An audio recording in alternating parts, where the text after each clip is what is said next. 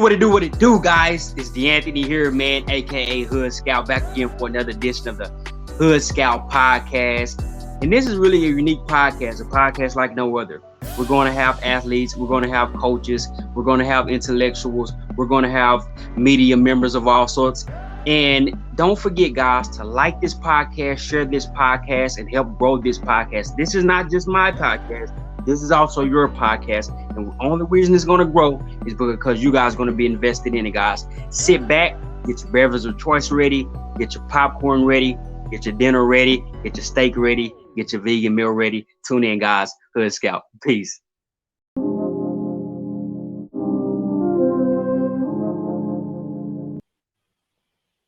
Hey, what it do, guys? Welcome back to another edition of the Hood Scout podcast. Today I got another great guest, man. A guy that's at the college level, West Coast, so Texas to Cali. Without further ado, Coach, tell the people who you are and where you from.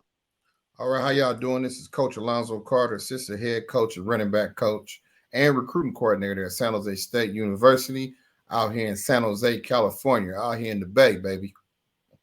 Yeah, I always like to chop it up and lead up, but you gotta tell me about this, Coach. Reading the bio, it says those that were played for or trained by Coach Carter: Keenan Allen, Marcus Peters, Nnamdi Asomugha, Javid Best, Josh Johnson, DJ Williams. I'm just gonna be real. What is all that about, Coach? You gotta talk to me about that. Well, back in the days, prior to me being a football coach, I was a well-known track coach as well. I coached track and field at McClimbers High School in Oakland, California. And I used to have in the summertime, I had this track club called AC Track Club, which stood for Alameda Contra Costa County Track Club. So I would take these young men to the Junior Olympics. You know, I had 2 state champions. I had Darryl Rideau and Kareem Kelly from Long Beach Poly. They had won the state championship down in SoCal. And then as well, I had my guy, Sutan McCullough from John Muir High School. So all those SoCal guys would come up in the summertime and they would run with my NorCal guys. And I would create this like all-star California track club to go run against Track Houston and all them teams in Florida, all them big teams. So I was one of the first ones to combine SoCal and NorCal. And through that, Nnamdi Asomugha, he was from SoCal. He knew those guys and he signed with Cal. So once he signed with Cal, he was like, who is this Zoe guy? I keep hearing his name. And a lot of those guys, a la DJ Williams and Atari Callen, were local guys from De La Salle High School. They also ran with me. So my name was kind of known amongst them. So every time SoCal guys would come up for the summer, they would train with me or run track on my track club. And it just became big. And young guys at that time, like Marshawn Lynch was a young guy, 9th and 10th grade. He would come work out with us. My ball boy, which is my nephew, was Marcus Peters. His dad, Coach. Yes, his dad, Michael Peters, and his mom, Doreen, we all graduated from McClimbers High School in '86 together. So I've been knowing Marcus since birth. So he was my ball boy, you know, so he's always been around it. He used to work out with us too. So watching all those guys locally, whether it be Joe Mixon, Najee Harris, Javid Best, all those guys were all local, and they would kind of follow the footprint of what they seen Marshawn doing. And Marshawn would work out with my guys that were NFL or preparing for the NFL. And Josh Johnson actually went to Oakland Tech with Marshawn, and that was his quarterback. So all those guys, man, we just kind of kept it home base. We wanted people to know it's okay to be from Oakland. It's okay to be from the Bay, and it was positive things going on. And to see all them young men become men and become successful NFL men in their career. Keenan Allen came away from North Carolina, would come work out with us in the summer, end up going to Cal.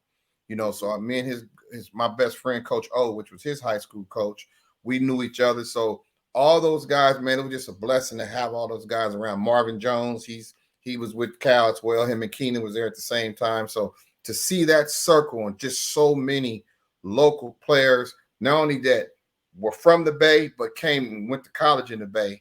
We all kept it all together. And a lot of them, I was blessed to be able to have an opportunity to work with a lot of those young men. This gonna be fun. Yeah, this might not be a short one because I can just feel the energy and the synergy and I love the wisdom and the knowledge. So let me ask you this, Coach. Mm-hmm. How did you build that track team, that track thing, and what type of workouts were you guys doing? And then another thing I want to ask, Was there a difference between the Northern California guys, athletes, and the Southern California guys? Because I know Oh down yeah. here in Texas, man, it's Dallas, you got DFW, Mhm. Dallas Fort Worth, Houston, and we think we got the best. They think they got the best. So was it a Yeah. little bit that going on? It's different because, like I said, when I went to the Junior Olympics my first few years and got a chance to get a taste of it, that's when I seen Track Houston. And I'm like, man, what is this? You see these Mm-hmm. grown men running Hallmark Track Club. They had those guys. So it was a lot of good, deep Texas and Florida track clubs. So I said, why can't I do the same? In California, a lot of people don't realize that LA is 300 miles away from Northern California. People assume we right around the corner from each other. It's kind of like Dallas and Houston. Yes, in Texas, but they're not close. So I just wanted to find a way of allowing young men from whether it be Southern California, Northern California, Sacramento, Central California, which was Bakersfield and Fresno, San Diego. How can we get all these guys together? So when we went to the summer to the Junior Olympics and competed against the best, we had our best, which was representing California. And those guys would come up at my school, McClymonds High School. We only had an enrollment about 400 or 500 students at the time. So when they would come to the Bay and train, they would be in awe of just the facilities. Like, wow, man, you were able to compete with us on a state level, because we would always make it to the state finals and compete against those guys. So when they came and trained, he's like, man, much respect that you're able to do it at such a small school, competing against a Long Beach Poly, which got 5,000 students versus a McClymonds, which got 400 students. So it just became more of a respect. And I was young and I was hungry, trying to make a name for myself. I was coaching football, and I figured if I could get these young men to buy into what I was doing in the summertime, they would overlap, and it would just keep my high school name, McClymonds High School, in the conversation year round. So you have football season in the fall, you had the signing period in February, you had the spring, you had track, and then you had summer track. So I just wanted to keep my name and the school name circulating year round. When you get the, who is this Alonzo Carter guy? And it all helped in recruiting when it came to colleges wanting to come to California, recruiting nationally. They would all automatically come by McClymonds High School. And when they would come, I would tell them where other players were, whether it be go over to Oakland Tech and see Marshawn Lynch and a Josh Johnson, or go over to Salesian High School where Jarvis Best was, which he ended up being the state champion, but he ran on my summer track team as well. So Tywan Jones is over at Deer Valley High School. So it was a lot of guys that were local, but we just wasn't getting that push nationally like y'all were in Texas and Florida and all that. So I wanted to make sure that we, it's California, because SoCal gets more attention than NorCal. So I wanted to say, how can we bring it all together and just be one? And AC Track Club, which I stood for Alameda Contra Costa County Track Club, was the place to be in the summertime. The best of the best ran for AC Track Club, and we broke a national record, ran 39.86 in the 4x1 relay. We won numerous national championships in the relays and the 100. And Charles Ryan, which is the current head coach at San Jose State, ran the 110 hurdles. He ran on my summer team. So we did some big things in the summertime, and it all spilled over into my high school because I coached football and track. So I did it year round. So I just wanted to kind of keep that name buzzing, keep my name buzzing as a young black coach. I was one of the youngest black coaches in the state of California. So I wanted to take that platform, being from the inner city myself, and give young men that look like me and women an opportunity to, further their education by using sports as a vehicle. Good stuff, Coach. Good stuff. Let me ask you this, Coach. What was your philosophy back then? Did you have a? I mean, you had the horses. I mean, you had the elite athletes. Did you have a certain type of philosophy, whether it be was training or anything like that? It's funny you say that because now I kind of live by it. I didn't word it then, but I have this saying that I use right now. It's called all facts, no fluff. So everything with me is facts. There's no fluff in it. I'm not going to be the dude telling you 100 stories that's not true. I remember being a young man, used to always listen to the older guys, and they would always have a story. And you'd be like, oh, man, how much of this is real? How much of this is fluff? So I believe you, Coach. I want to give you all the facts. Even my good friend, Jeff Anderson, he's with the Cleveland Browns now coaching, and I used to coach him. And he's like, oh, give me a story. I said, man, what you trying to say? See, every time you talk, you got a story. So I wanted to make sure my stories had a lot of facts in them. I didn't want no fluff. I didn't want to exaggerate. I didn't want to give them false hope. I wanted them to see that there was a hope factor in everything you do. Everything you do, you can influence people, younger people. Like I say, while Namdi was playing and training with me for the NFL Combine, Namdi Asamoah, first round draft pick, went to Cal. Yep. He trained at McClimas High School and the Oakland YMCA. We didn't go to no XOs and no big pretty facility. We trained at my high school and the downtown Oakland YMCA. And he went first round. And ironically, he went to the Oakland Raiders. So he stayed right there. But watching that, you had young men like my quarterback, Kyle Reed, which ended up being an Elite 11 quarterback in 2004. And then a young man that was my ball boy, Marcus Peters, is looking up to that. You know, he's seeing that. He's seeing that live and like, hey, I can do that too. So you just wanted to create what I call a hope factor for these young men and women that if they can do it and they can achieve that and train with less. We was training with less. Nami just sent me a text yesterday because I texted him his a picture of him on Twitter and they was talking about the best DBs in the 2000s. And his response was, yes, that's when I was eating peanut butter and jelly because I had a little snack and I used to use how to help him gain weight. We would eat top ramen and peanut butter and jelly. There was no extra protein powders and all that. No, we was old school. It was go in the kitchen, go make you some top ramen, get you a peanut butter and jelly sandwich. That's your snack, you know. So we had all kind of little things we would do, and it worked. You know, he ended up running a 4.340 and went first round to the Raiders. So it was just me knowing what I wanted to do and how I wanted to affect these young men and women. And he was one of the ones that believed in me and gave me opportunity because from that, a lot of people start believing in me like, Zoe must know what he's doing. He got Nnamdi Asomugha training at McClimas High School. We had a dirt track and a grass field and the Oakland YMCA. So that was our training facility. And it was a blessing. I was young. I was hungry. I just wanted to prove who I was. And then the track club was just a cherry on the top because we would go every summer. And he ended up even sponsoring us when we went to the Junior Olympics up in Seattle when I had DJ Williams and Albert Hollis on my team, which Albert went to Georgia. DJ went to Miami, obviously. Yep. But those guys were my 15, 16-year-olds. I had the biggest 15, 16-year-old intermediate team in the state. They was like, let me check their birth certificate. Oh, yeah, because DJ been big since high school. DJ was huge, running 10.800s in the 10th grade. Hey, that dude, I heard some legendary stories. Oh, yeah, I've heard many people say he was one of the best players in high school ever. DJ was no joke, and he played his ass off. He was played hard, real dedicated, good brother. Invited me to the national championship game when they played at the Rose Bowl when they beat Nebraska when he was at Miami. So I just been blessed to be around a lot of positive people that believed in me and gave me an opportunity to train with them because they went to other schools. So when they would come all together, you talking about some practice, oh man, them practices was off the hook. We would practice and they would go at it and you would just be the best against the best. Iron sharpening iron. And that's what it was always about. And when them guys would come from Long Beach and Pasadena and all that, they would come stay at my house and we would go run the lake and go run the hills and all kind of stuff. And we would train. And it didn't stop once they went to college. When they would come home for summer, once they were in college, they still would come back and work out with me. Wow. So, Coach, now I love this, man. So you young, you making a name for yourself, getting out the mud. Did you get like as far as your athletic acumen to say we're gonna run this way, we're gonna do this, we're gonna work out this way?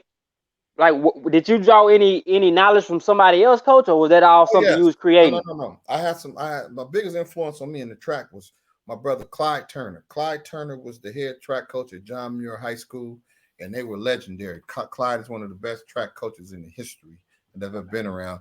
And then I also had the luxury of being coached by Coach Willie White. God rest his soul. Willie White coached Berkeley High School, was one of the best track coaches in the state of California, one of the best track coaches in the country. So he had a lot of legendary teams, and I took a little bit of him and a little bit of what Clyde was doing. And then my track coach, when I was in high school, Paul Cotton, you know, I learned a lot from them. And I said, okay, how can I bring all this together? How can I take this knowledge and this information that I have and turn this into something special? So first thing first was my high school team, McClimas High School. We went to the state. I won 9 section championships in a row coaching track. And then we in 99, we did something that has never been done since. We won all 13 running events in a section final. In a section final. I'm talking about the mile, the 2 mile, the hurdles, 100, 200. We won all 13 running events in a section final. And dominating. And then we end up being third in the state on the men's side of it as a team. So we had a legitimate team, and I just wanted to take all this different knowledge and information that I was getting and just creating something that was special. And I had a lot of people that was older than me kind of poking at me. Coach Scott was over at Encinal High School. He gave me a lot of knowledge. Mike Wilson from Vallejo High School. He had some great teams with Ali Evans and all those guys. So I Coach Lawson at St. Mary's High School. So there was a lot of good track teams prior, and a lot of those track coaches were also football coaches. So I was like, how do you marry it together? How do you get the football players to want to run track? And back then it was big. It wasn't no people not running because they were specializing in a certain sports or doing 7-on-7 and not participating. So it was a year-round thing, and it was beautiful. And a lot of them coaches that were around me, you know, they kind of gave me come on, youngster, let me see what you got. You know, a coach from Pittsburgh, Billy Ray, Coach Evers. He gave me this thing I used to do called a trampoline workout. We used to do workouts on the trampoline and do all kind of different stuff. So I had a lot. Talk about that a little bit, Coach. Talk about that a little bit. Well, you know, I seen somebody. It was funny because I was just watching somebody on ESPN or something. And they was talking about this workout they doing on a trampoline like they invented it. Man, that probably was the basketball player Ja Morant. Man, we was doing that in the 90s, brother. Because up here in the Bay, it rains.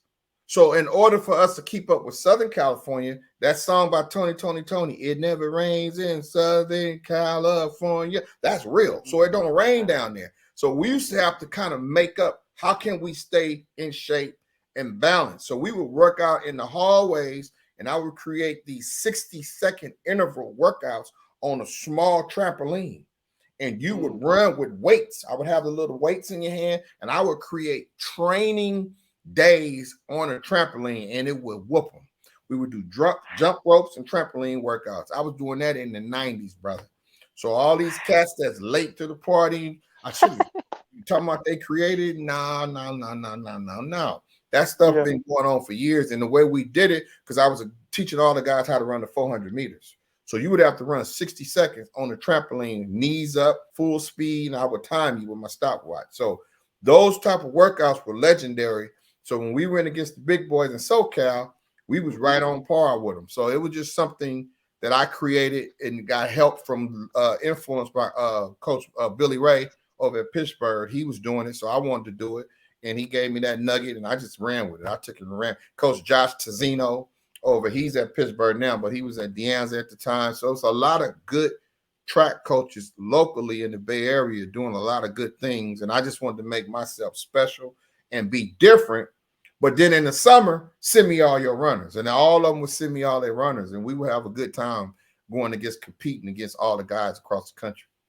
Man, I love this, Coach. I love this.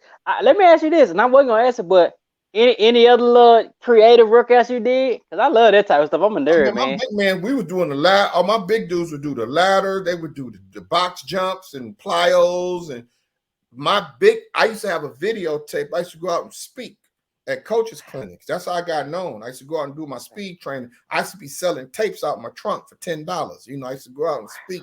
And I would show people how to do all these. Because here's the problem, and coaches can relate to this. Make sure you don't edit this out.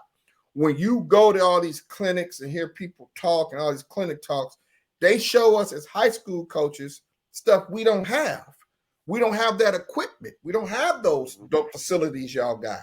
So I would have something simple as we would use garbage cans, we would use trampolines, we would use jump ropes, we would use the weights, just stick your thumbs in them, little 2.5s, and you run with them. I mean, I had all kind of little tricky stuff that I would use so you don't run across your body, making sure that you're using your out of pocket, just all the take your wrists and all that. I'm giving up a lot of nuggets, man. So, you know, I'm going to have to get paid for this. But anyway, I used to tape the wrist, and if you can't see it, if you can't see your wrist, your hands is too low. I would teach them how to run with 3 fingers. You run here, then you run like this, and now once you open it, them 3 fingers, bam, bam. Now you got an open hand with a flat wrist. So it was a lot of little stuff I was teaching them, and I still teach it to this day. I use all that stuff to this day. Out of pocket, I'm old, you know. Let me ask you this, Coach. Oh, I'm loving this.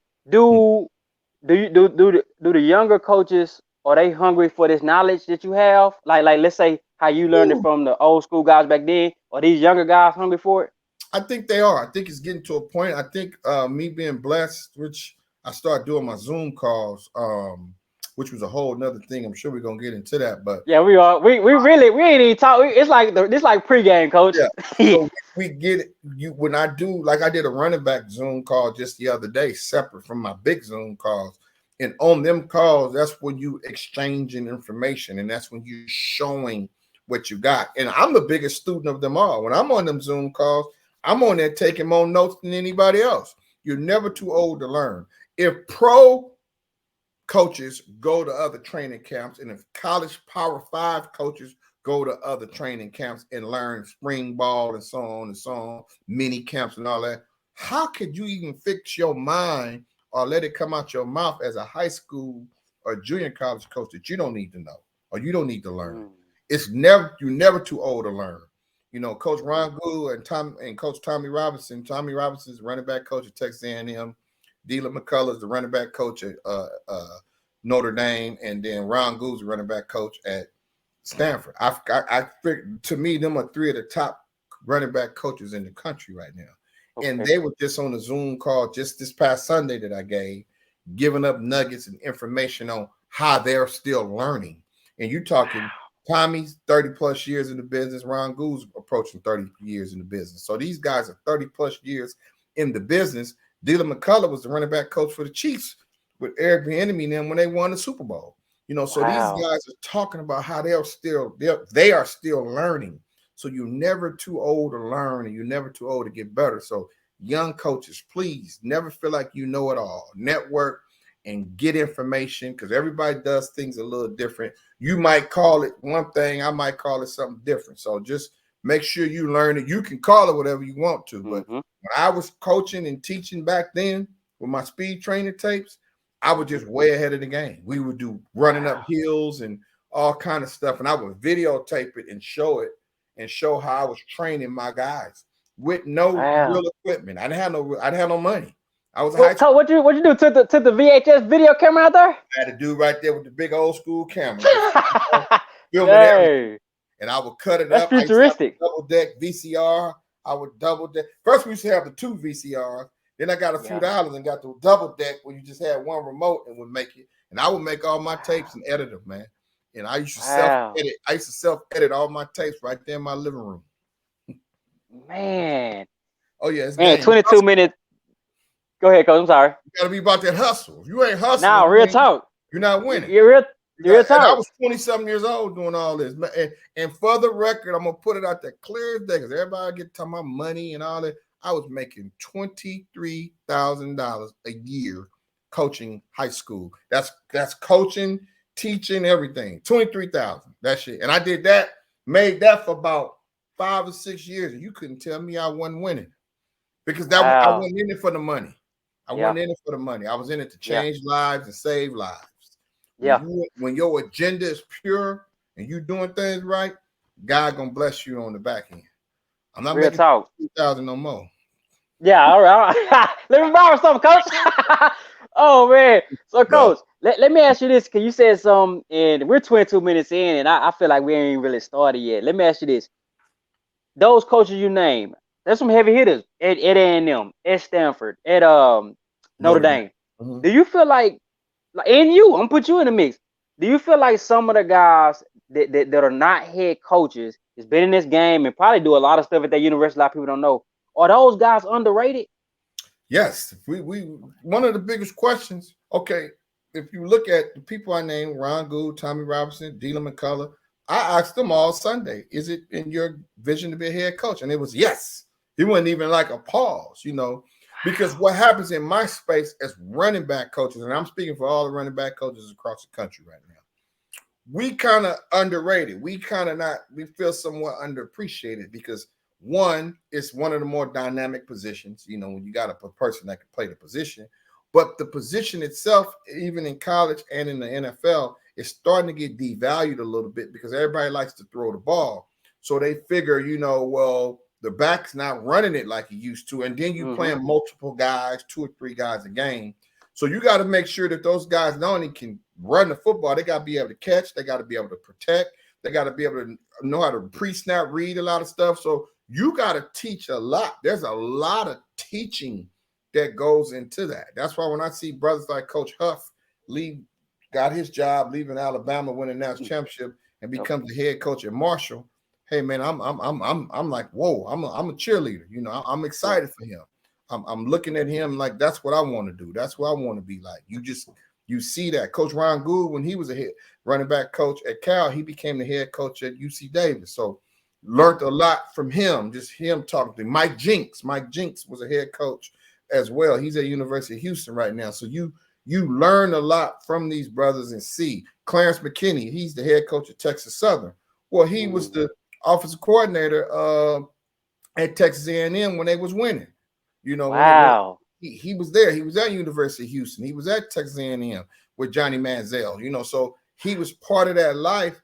Now he's the head coach of Texas Southern, and we're real close friends. And I'm learning from him how he's been a head coach from being a running back coach. So Hugh Jackson was the running back coach at USC back when I was talking to Sultan McCullough then back in the 90s.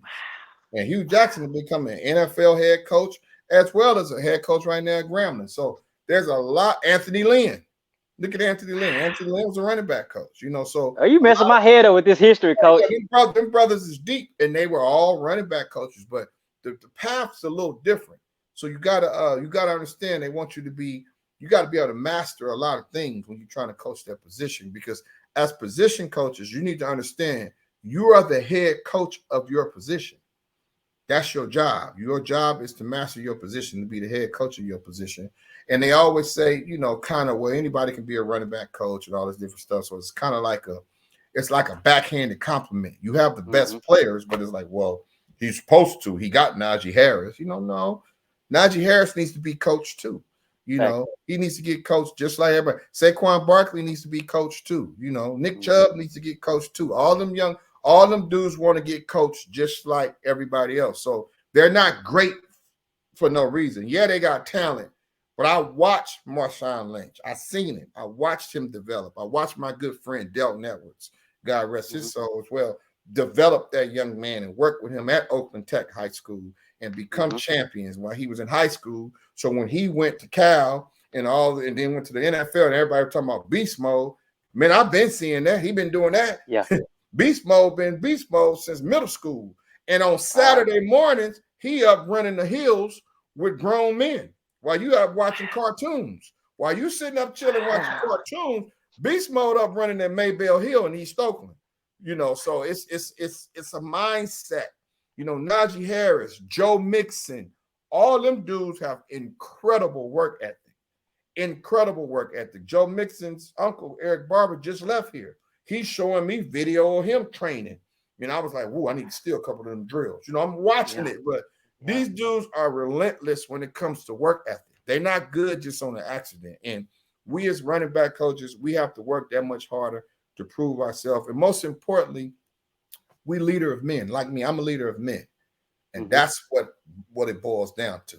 Being a leader of men, being able to show them the way, be able to show them not just the football piece, but the off the field piece, that you can be special, you can be dynamic.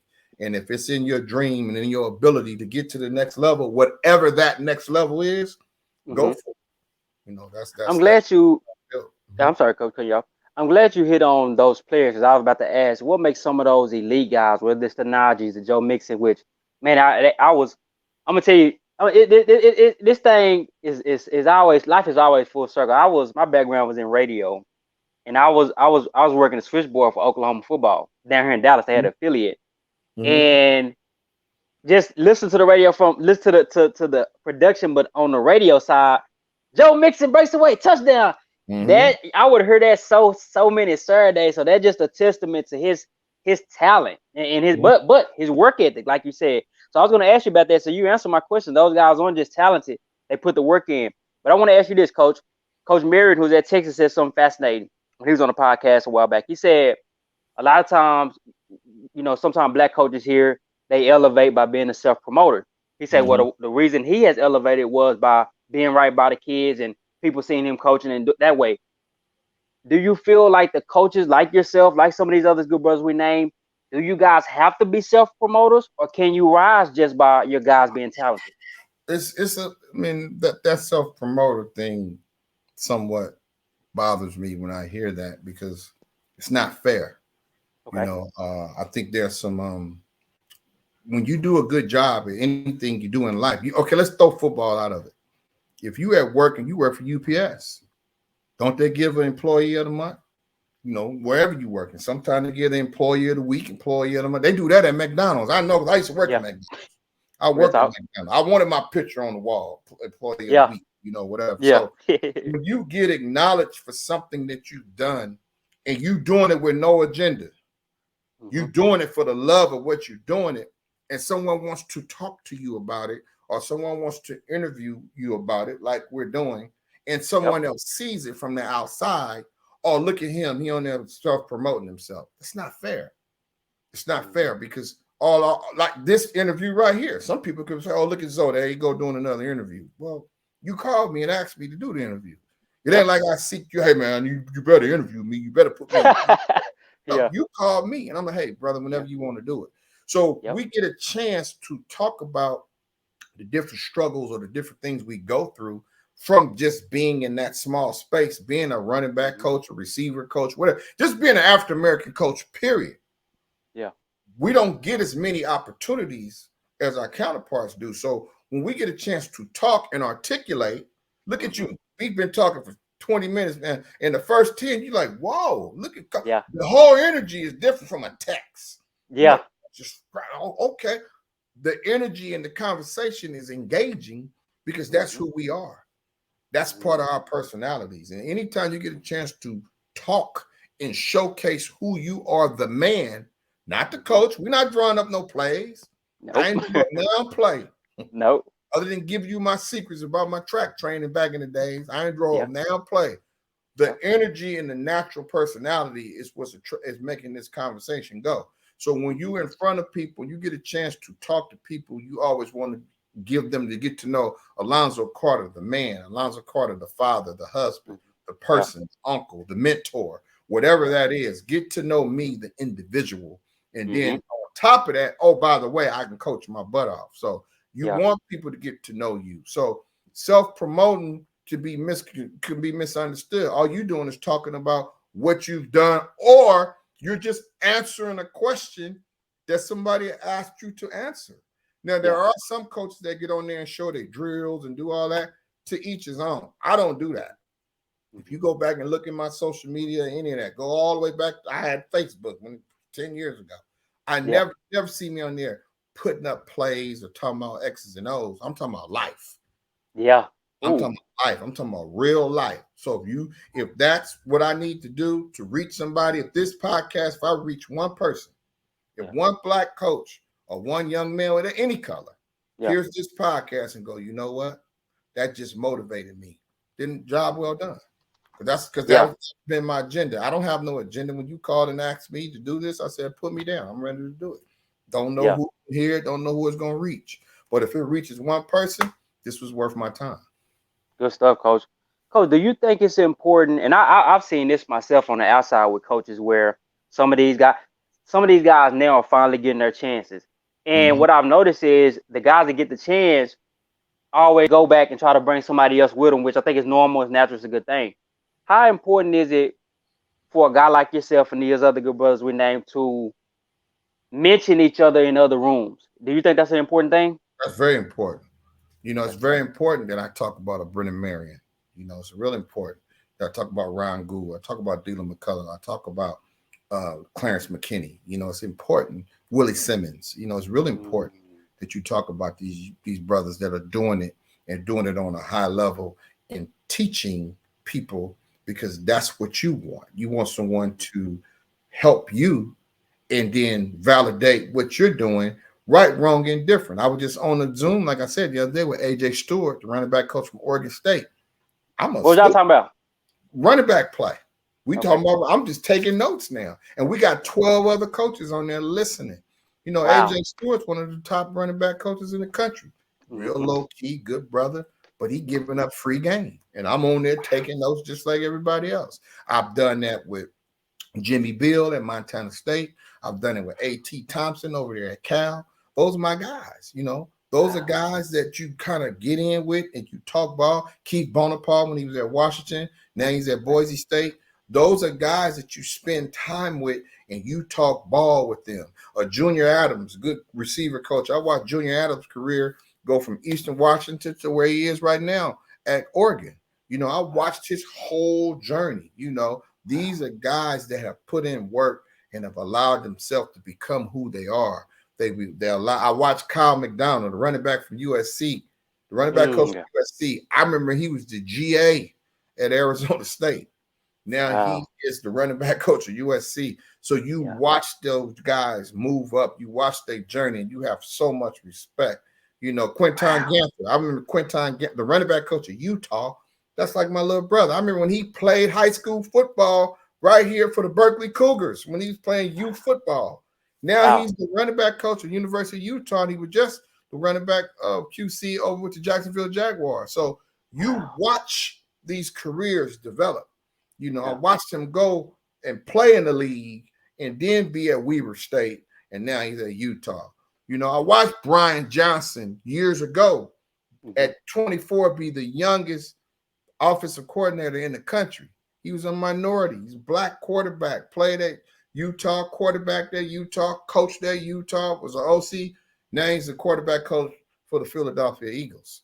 You know, you watch these young dudes come up, and yes, you want to throw them their roses. Yes, you want to validate them because you see them doing it, and you go like, I need to make sure that I acknowledge that brother because I respect his hustle. He did it the right way. He didn't negative recruit, as we would say. In our business, we hate negative recruiting when we talk bad about the other ones. Because you talking bad about me because of my logo, and you got on a different logo, and we trying to recruit the same kid or something. What happens when you don't have on that logo? What happens when you get fired? Yeah. Who are you, the man? You didn't get so much negative talk about another black man. Now you can't stand on your own 2 feet when you don't have on the logo. You know, who is Alonzo Carter? Yes, I am the running back coach at San Jose State, but Alonzo Carter been Alonzo Carter. I'm 53 years old. I've only been coaching 6 years at San Jose State. My career in high school and junior college supersedes what I've done here at San Jose State. I've been a coach 30 plus years. So I'm more, you see, I started off talking about me as a high school track coach. A lot of people don't even know I coach track. You know, so this, what you see now, you can peel this thing back to the 90s. I started coaching in 92. So we can go all the way back there with this. You know, so it's just who you are as a man. So yes, you need to talk about other people. And yes, you need to promote and watch a Brennan Marion go from being a high school coach to the receiver coach at University of Texas. You need to validate him. You need to give him some roses. You need to see that process. What did he do? What was his stops in between? Yeah, he went to Howard and William and Mary, but where else was he before he got to Pitt? How did he get started? Where did he, you know, what's his ground rule? How did he break into the business? Those things are important. Those are things we need to talk about. Those are the things we need to celebrate when we see brothers that move up the ladder and get in that space. Now share that space with them. You don't have to separate.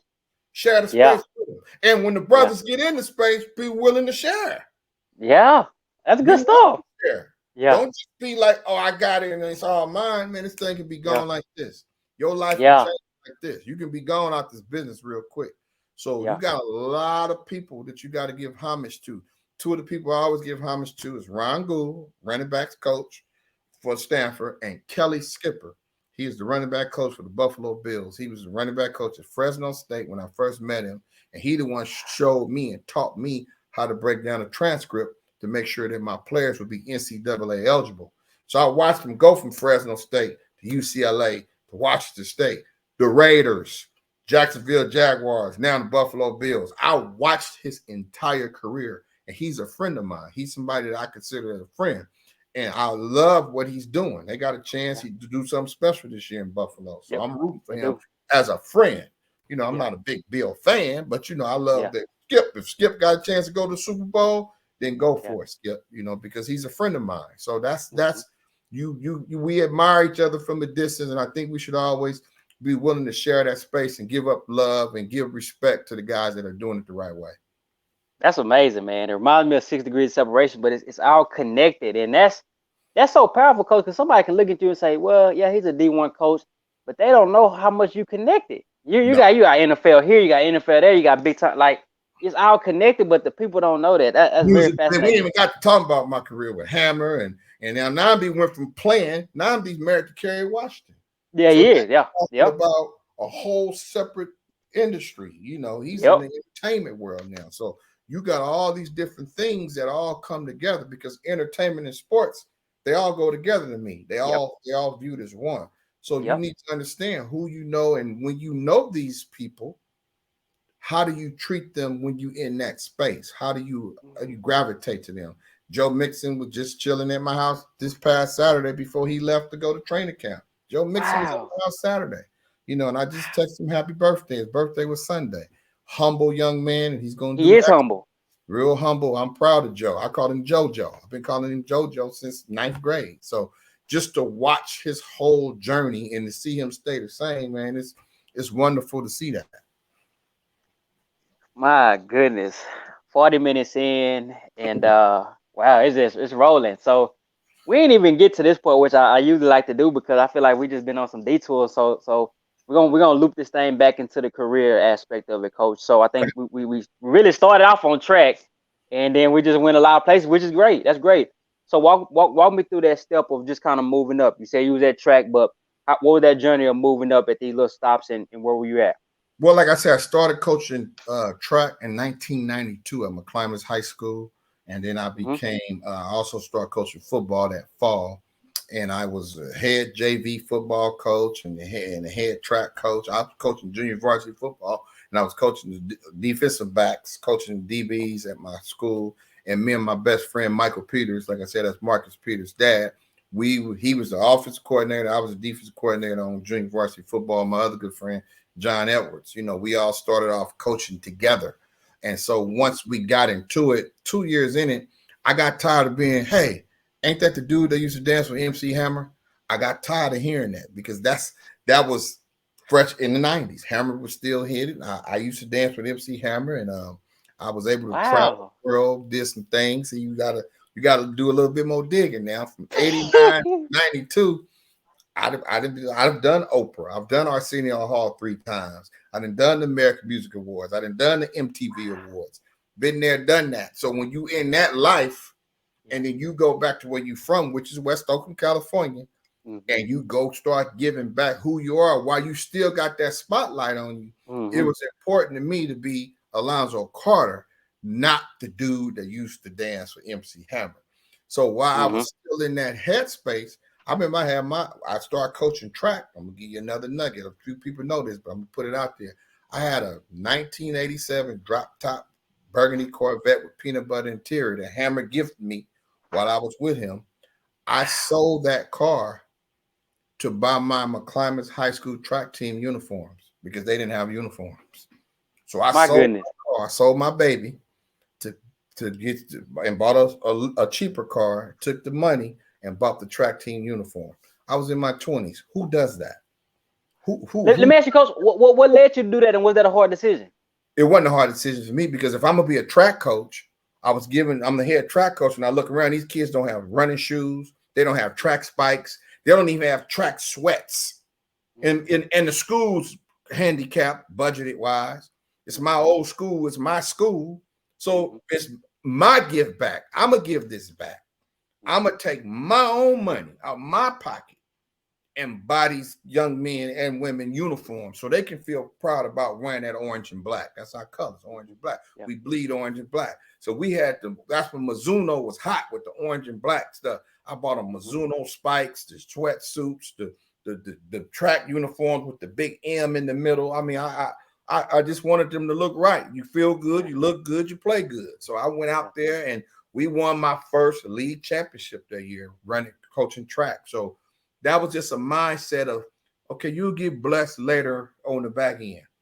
I had no agenda. I just wanted to make sure that these young men and women had the proper attire to be able to run track. And I sold my car, and I love that I did it because God has blessed me 10 times since that. So it was just a mindset, man. I got to be nosy. How much you sell it for, Coach? I can't give you all that information. Okay. It has some zeros on it. It has some zeros. It has some zeros on it because I end up getting a little Mustang just to get around and make sure. But that's a Mustang is a long way from a 1980s. Yeah, you said a vet. You said a Corvette. That's big time. Drop top. Baby.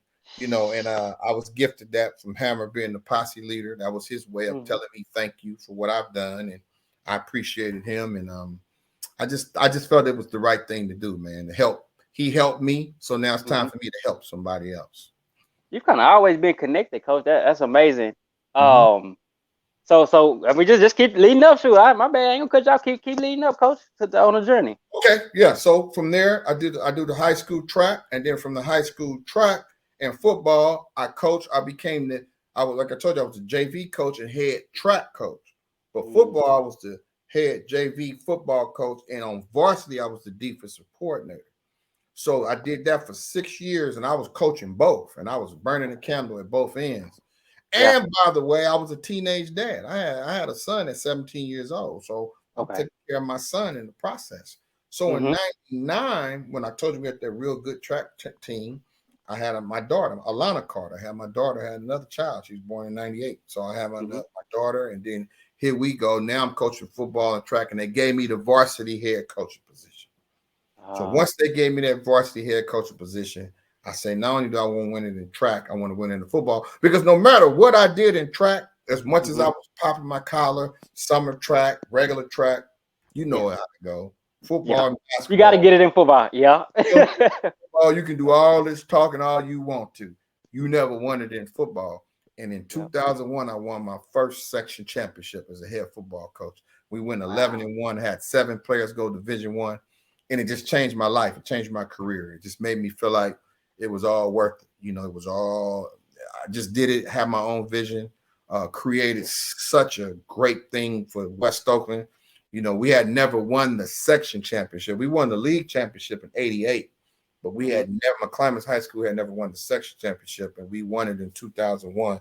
And it was just big for me to do that and feel good about it. And Coach Michael Peters, my offensive coordinator, he's my brother, and there was a little dude named Marcus Peters. It's the ball boy out dancing on the 50-yard line right there in the middle. So we just love that, man. We love that tradition. It gave me an opportunity to give back and change that community. And like I said, 7 players on that team went Division I, including Brandon Smith, Brandon's still playing in the CFL. He's going to be a Hall of Famer in the CFL, you know, and just watching me give an opportunity to affect my community and do it in a positive way. And then I end up winning it 3 more times after that. And I end up leaving. How did you build that thing, Coach? Let's get under the hood a little bit with that. How did you build that thing like training, the year-round training, the off-season training, the football and track, marrying them together, making sure, because there wasn't a lot of athletes there. So you had to make sure that, you know, the football players ran track and the track players played football. And some of them, the basketball players too. You know, Yahya Abdul Mateen that played Candyman and all that. He went to McClymonds High School as well. He's a Cal grad, went to Yale. Yahya went to Mackey's from Oakland. Proud of him is doing what he just had his last movie, Ambulance. You know, I just seen that. Good. He was in The Matrix and all that. Played Morpheus. Wow. So he went to. I couldn't get him to play football, but he did run track. He played basketball. He ran the hurdles. So just create this thing. You know, myself, coach of football and track, and then the basketball coach. Shout out to Coach Mo, Dwight Nathaniel. He had won the state in basketball. So McClymonds was always known as basketball school. We've had Antonio Davis, which played in the NBA, graduated with me. Bill Russell. You know, Bill Russell went to McClymonds High School. Paul Silas. A lot of people don't give Paul Silas enough credit. Frank Robinson, Jim Hines. McClymonds is known as a school of champions now. So you come to our school, right there in the big middle, say School of Champions and all these trophies. So you got to figure out how do you navigate and add on to the championship? Mm-hmm. And that was my thing doing the track. So when we get the football thing and then you build it, now it became the standard. You become the standard for the entire league, and not just the league, the entire Northern California. Because at that time, the standards was Bishop O'Dowd High School, San Leandro, Skyline High School of Oakland, and of course, De La Salle and Pittsburgh. Those were like the top 5 schools known NorCal. So you wanted to be in that conversation. You wanted to preach yourself in that conversation, and we were. You know, we were in the top 3, top 5 in the East Bay every year. So let me ask you this, Coach, because I'm in Texas. I keep an eye on Cali a little bit here and there, but it seems like now Cali is more the big schools or the more private schools. Was it like that? Is it like that? And was it like that back then? It didn't used to be like that. Yeah, you got a lot of schools that, because you got a lot of inner city school, public schools that are good, but people don't live there and they driving way over here to go over there.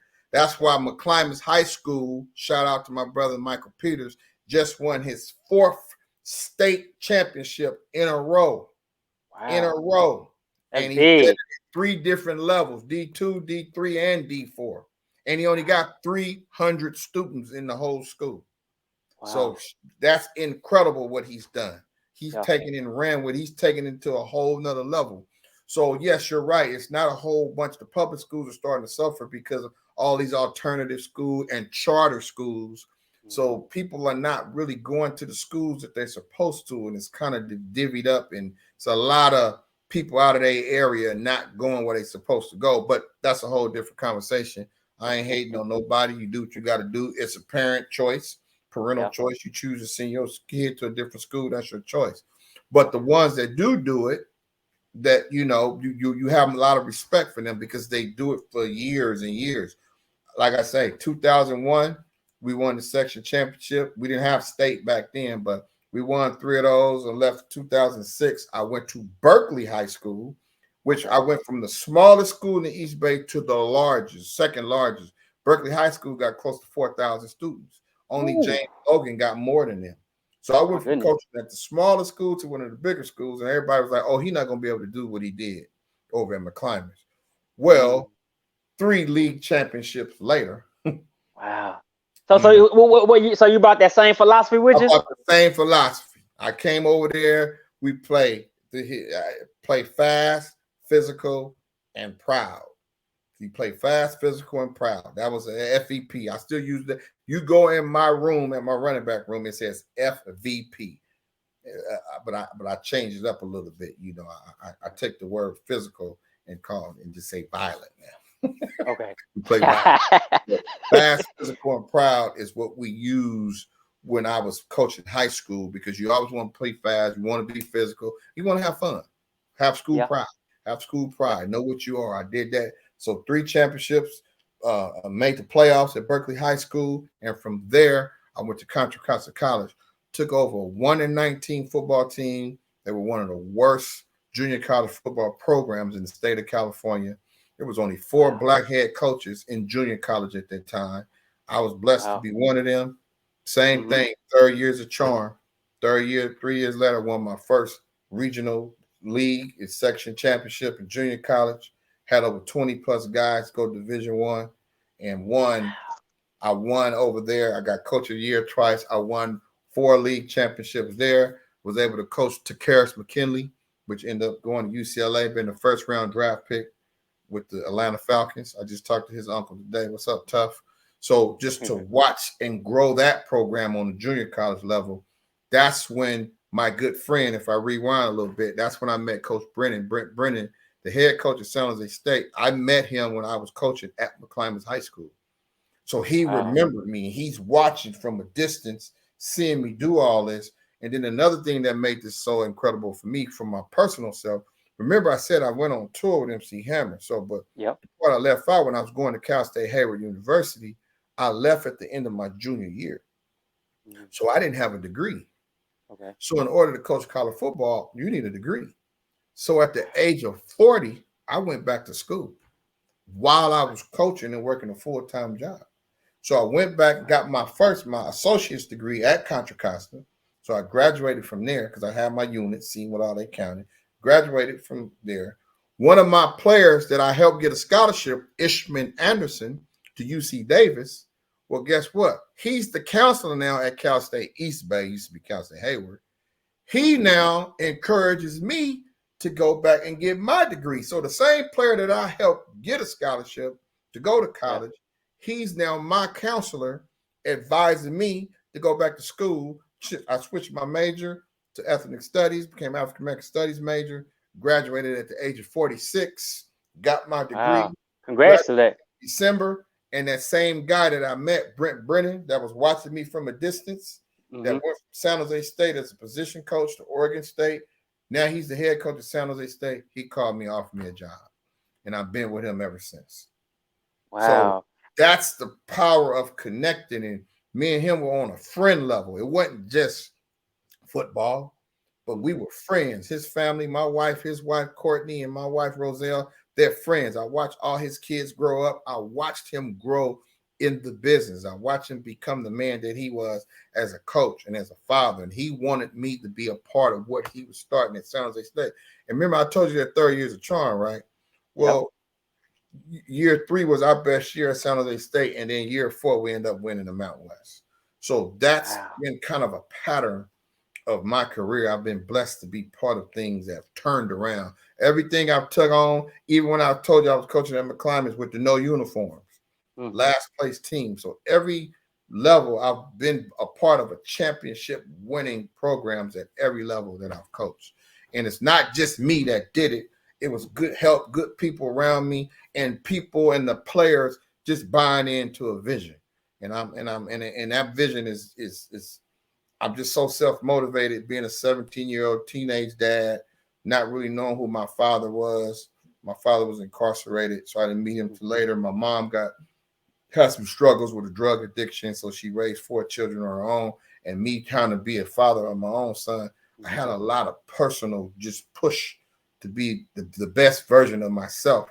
And I took all that and poured it into the sports thing. And now you're talking to the man that you're talking to. You see my children, pictures are behind me as we speak. But I'm just blessed to be able to be given. Somebody told me, don't when you blessed with something and you run away from what it is, when God blesses you with ability and you don't use some abilities, you won't be blessed. So I'm all about saving lives and touching lives, brother. So that's all. Man, that's good. And I didn't even realize that about the degree piece, Coach. I didn't know that a person couldn't even. Is that? And I'm sure that's the same in the league as well. Yeah, you gotta have a degree, brother. You can't coach. You can't coach Division I football. You can't be coaching no NFL. You ain't got no college degree. So because you gotta remember, I told you I coached high school for 20 years. Coaching college wasn't in my plans. Okay. So I was really, I'm not gonna say I was okay without having a degree, but I wasn't in a rush to go back and get it. I'm like, man, I'm just doing this to help kids out. And everybody was like, hey, you need to be a little selfish and help yourself and help your family. How can you better yourself? And I was like, you know what? How am I preaching education to everybody else? And I'm not finishing with my degree myself. So I said, if I can pull this off at 40, I was taking classes with my players at Contra Costa. I was sitting next to them in class with them. I'm like, if I get an A on this paper, you damn sure better get it. That's fascinating. That's fascinating. Putting it in for that perspective is fascinating. Yeah, I walked the stage and got my degree, got my diploma and everything from Contra Costa, and I walked the stage and got my diploma from Cal State East Bay. You know, it was a blessing, man. My mom was there. She was able to see me graduate from college, which was important to me because she didn't get a chance to see me graduate from high school. So for her to see me walk the stage, and my children, that my oldest son, which was 17, he was a baby. Now he also graduated from Cal State East Bay. My daughter has just recently graduated from Cal State Northridge. My 2 other sons, one of them's at Cal and the other one's at San Jose State. So, and then my daughter is in the Honor Society. My 12-year-old, my baby. So education is part of our family. It's part of our fabric of who we are and what we want it to be. So I figured if I can go back and not count my 3 nieces that all graduated from Cal with their master's degrees, and one of them got a doctorate. So it was just the fabric of our family. Education has always made me push me in a different space. And I said, if I can do it, anybody can do it. So I'm about to ask you this. My bad, because I'm about to ask you too. What was what was your foundation then? I would assume it was your family that kind of gave you Yeah, that ump. I gotta give credit my wife, Roselle Carter. She took it. She took on a lot. You know, she took on the family. She worked. She told me don't worry. And then my How, nieces. how, how important is that, coach? Because I was talking to another a coach at the D3 level, and we kind of hit on some of the personal aspect of it. A lot of podcasts won't go here, but how important is it to have that support system like that? Oh Be it a wife, let me say it's, this, coach. Let me phrase it another way. Could you have did that without her? no, no way. Well, her without my nieces, you know, they all were college graduates. And then I have my other niece that was in Texas and going to school. All of them, I used to call them my tutors. You know, they were my motivation. Mm, They would help me. They would push me. Uncle Lonzo, you can do it. Uncle Lonzo, you can do it. You can wow. do it. And they were just so important to me.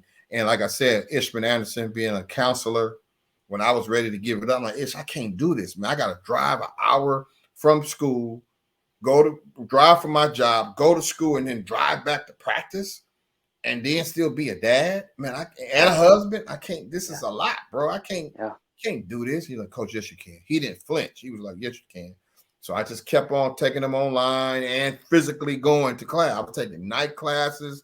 I was doing it all, brother. And it was. I found a major that I fell in love with, though. You know, being a African American Studies major, it changed my life. It just broadened so many different things because you learn about your culture. You Yeah. learn about some things that you don't even know about, and it taught me a lot. And it just educated me and made me be more motivated to be an example. And I was in there with younger students, and they, oh, OG, I see you. I'm like, oh, gee, who you talking to? I'm like, oh, you talking to me? I had to check. I would always catch myself, but they were Yeah. really positive. Everybody was just so good. And one of my classes I took was a evolutionary hip hop class. It was a hip hop class, and I was like, oh, I know I'm gonna get an A in this class. And I'm in there talking, giving examples of being Yeah. on tour with MC Hammer and being around Tupac and Digital Underground, Too Short and E40 and all that, just giving all these different stories. It was like, whoa, he know these people. So it was just really Wow. good, you know, having being around Dr. Dre and NWA, Easy E, just all that whole little stuff, just being able to kind of see it. Now you're taking classes on it. Oh, this is a class. I better get an A in this class. So that kind of Hmm. triggered me to keep it going. And I had a real good professor. She was really educated on this topic, and it just intrigued me.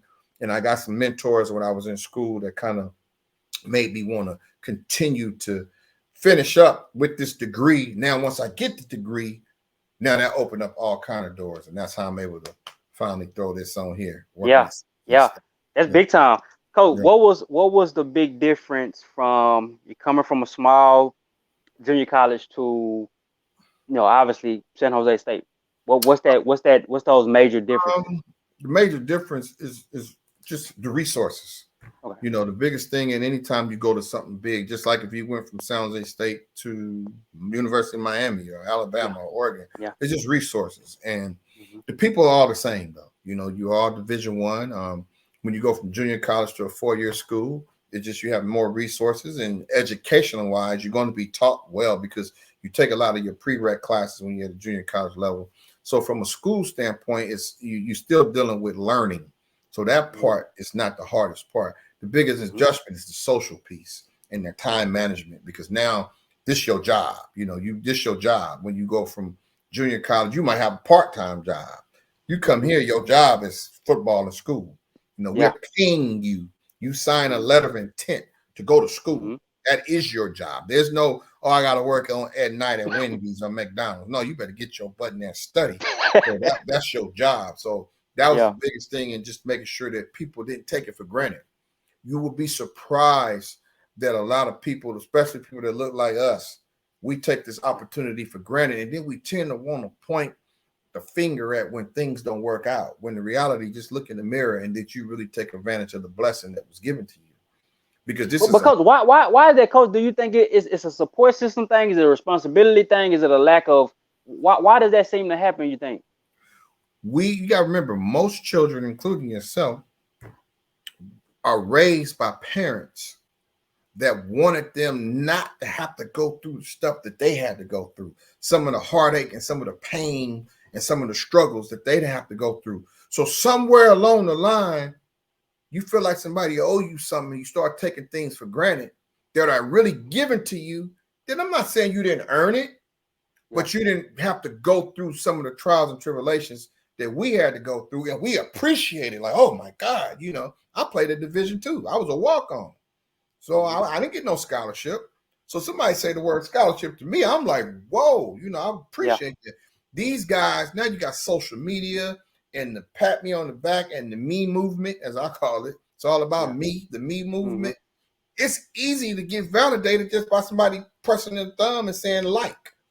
You get 50 likes, you get to thinking you somebody. So the me movement can sometimes get you distracted and understanding it ain't just about you.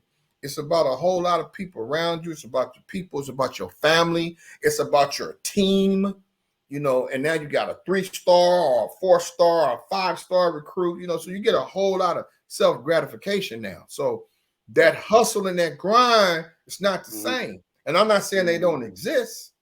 Yeah. Because, every now and then you hear a story like about a Brandon Jacobs that had to live in his car with his dad, and go to Alabama as a 3-star and end up being a first-round draft pick. So you kind of see them type of situation. You be like, "Ooh, that's tough." Now that's old school, but we view that. I was talking to my own daughter about it. She was like, "It's okay to party and have fun. Just because y'all didn't have no fun, that don't mean it's not fun." I'm like, "What you mean? I have fun, but it was a struggle. I had a little fun too." So, but we provided so much for our children, so they didn't have to go through what we went through. I love my children. My children they're my life. But they didn't live the circumstances that I lived, or even my wife. We tease about our 12-year-old daughter. All she know is middle class living. She don't know about no projects. My daughter would probably be like, "Where we at?" So she has to. They don't go through what we had to go through. So it's some things that they take for granted and feel like somebody owed them. And somewhere along the line, they get it twisted.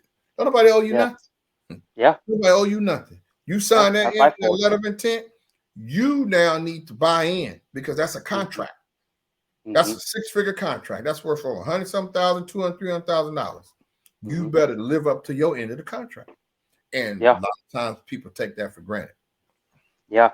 Speaking of which, Coach, reading a little bit of your bio, you was, I think, back-to-back recruiter of the year a few years back. Talk to me about that. How was you able to connect and be a great recruiter, not only at your institution, but in your conference?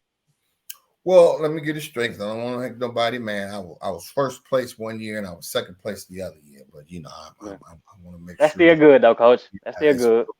It wasn't about. I had a great team around me. I had a group of people that was helping me. I had some people that gave me the resources for us to go out and target and get good players and be in a position where we knew what we wanted as a program and we ID'd and identified those guys that fit what we did. And what you mean, Coach? They provide resources. Go a little bit deeper. Like coaches, the assistant coaches, because I'm the recruiting coordinator, but each coach has an area, or each coach, like even though I'm the running back coach, I have the Bay Area. Or there might be another coach that if there's a running back and he's in LA, even though I'm the position coach, that area coach got to go get that kid. Or if we went to go to junior college, like the year we go out of state, if we go to Kansas JUCO or we go to Florida or something, I'm going too. I was responsible for going out of state and help get some of the out of state guys. So each coach had their hand in it. And depending on how many players you sign, be it in your area or your position, that's how you get the ranking. So even though I got a lot of the credit, it wasn't just me. It was a group. It was a collective effort. We have a wonderful staff led by our head coach, giving us the green light to go pick players that fit what we do. And that's why we've been able to, those players translate into us winning a championship. And now we're always running. We went from last place to first place. The first 2 years was rough. We only won 3 games.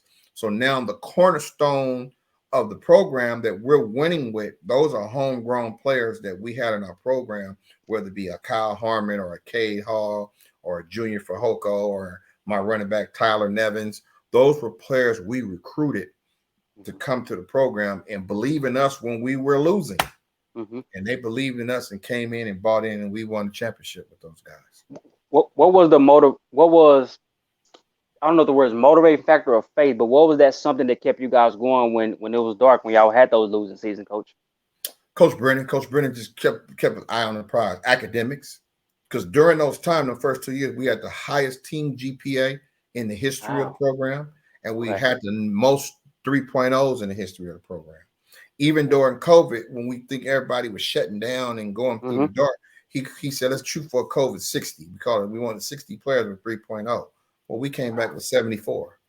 So he just Wow. kind of kept us motivated, kept us stimulated with the academic piece and getting involved with the campus, getting involved with the other sports, whether it be women's volleyball or softball, women's soccer, just women's basketball, showing support on campus, gymnastics, That's smart. swimming, water polo, all these different sports, just giving them love and letting them know we all on the same team, we all in the same university.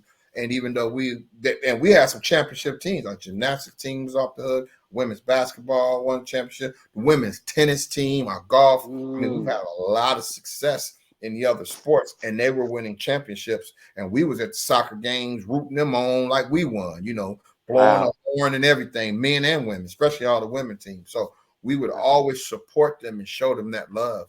And so it was time when our biggest cheerleaders for us is the men's baseball team. Oh man, they got a section. They go ham. They go crazy for us. I believe you too. They go crazy for us. We love seeing the men's baseball team, and we turn around and give that love right back to them. So just getting involved with the campus and holding on to the academic piece and figuring out how we're gonna build this like as a family, making sure that the family, and as we call it, the Spartan Nation, we all supported each other, and that's why it felt good to win. And we've won championships in other sports, and it feels real good to see it all build where it is right now. Coach, speak to those you can't, had those tough years, and then y'all started winning. Gonna recap a little bit. What do you remember? What do you remember doing about some of those games during that year? I mean, it was good because it was tough because we didn't have fans. It was tough, bittersweet. We won it. It was beautiful, all of the above, but the year before, we kind of planted the seed when we beat Arkansas. We went down to Arkansas and beat Arkansas. That's big. Yeah. Talk to me about that one. That's big. Yeah, and then we beat Army at Army. Those were two games that people didn't think we were going to win.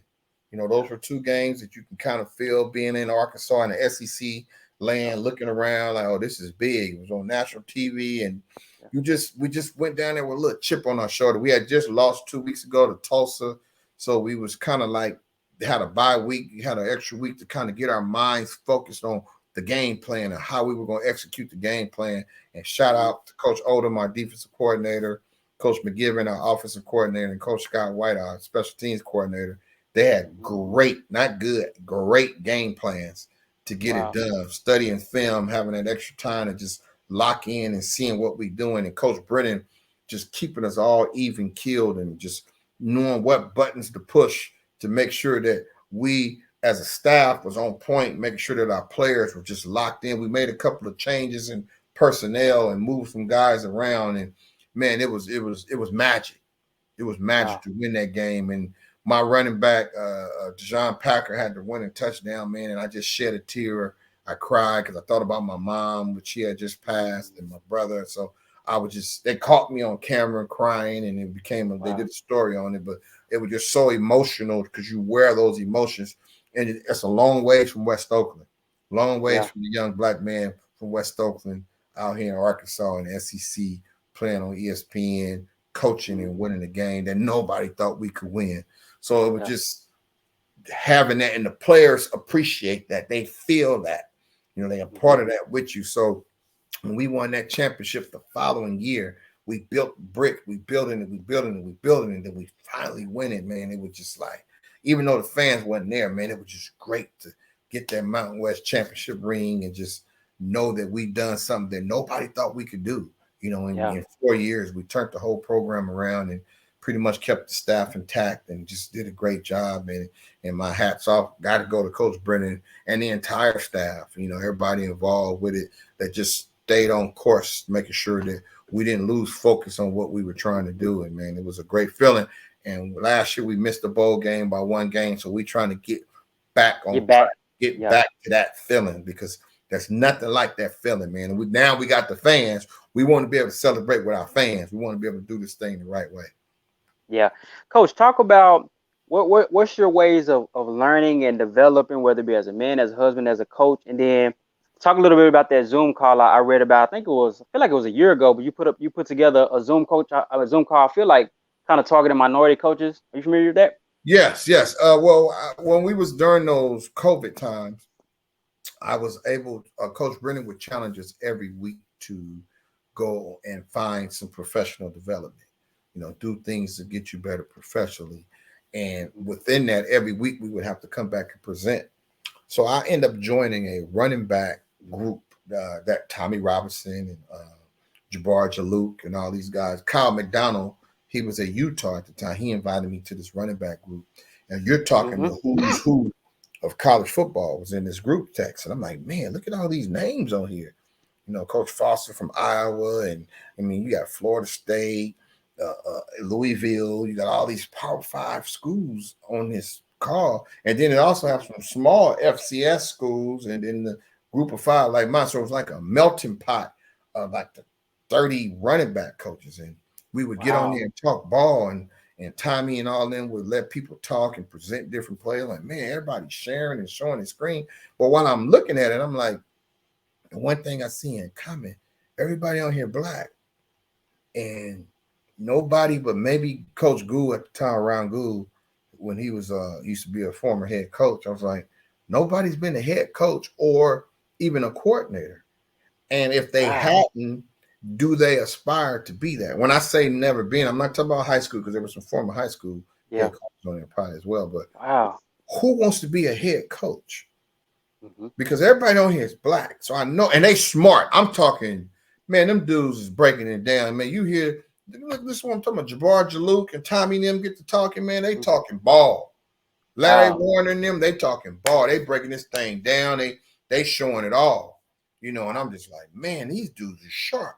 Why none of these guys ain't had an opportunity to be a coordinator or a head coach?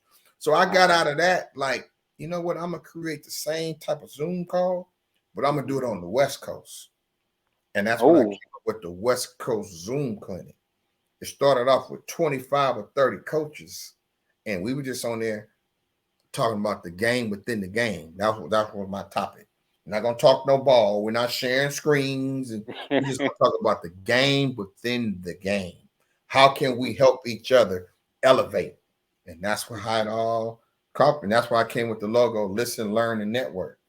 And myself, Kofense Henson, Coach A.T. Thompson from Cal, Jimmy Bill, Junior Adams, who else? Keith Haywood, all these guys were like, hey, man, you know everybody, so let's just bring them all together. So that first call had like 30 coaches on there, and next thing you know, it was 100. Wow. And then I came up with topics. I had Mike Jinks, Dwayne Walker, and Ron Gould, all former black head coaches that had either left their jobs or got fired. And they were so transparent and open with us and told us what they would have done different and how they could have, if they had a chance to be a head coach again, what they would do.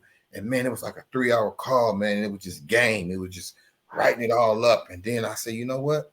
Let's go to the next level. Let me get Pep Hamilton on here.